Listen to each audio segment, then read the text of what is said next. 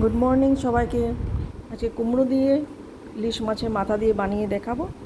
কুমড়োটা এইভাবে খোসাটাকে ছাড়িয়ে দিতে হবে। এইভাবে ভালো করে খোসাটা ছাড়িয়ে ছোট ছোট টুকরো করে কুমড়োটা কেটে নেব। এইভাবে কেটে নেবে। মাছের মাথাটা একটু নুন হলুদ দিয়ে একটু মেখে নিতে হবে।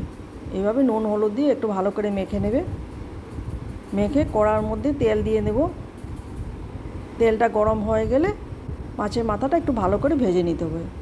এইভাবে মাছের মাথাটা উল্টিয়ে উল্টিয়ে ভালো করে একটু ভাজা ভাজা করে নেবে।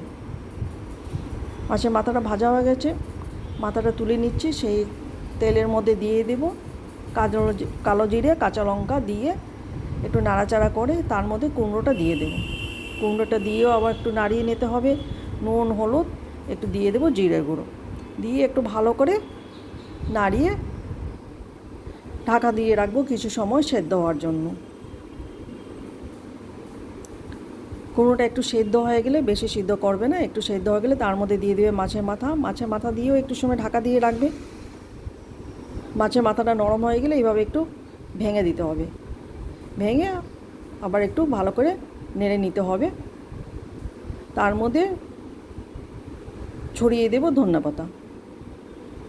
এইভাবে বানিয়ে খেয়ে দেবে। কুমড়ো দিয়ে মাছের মাথা, ইলিশ মাছের মাথা দিয়ে খেতে কিন্তু দারুণ লাগবে। কিছু যদি ভালো লেগে থাকে আমার চ্যানেলটাকে একটু লাইক শেয়ার সাবস্ক্রাইব করে নেবে।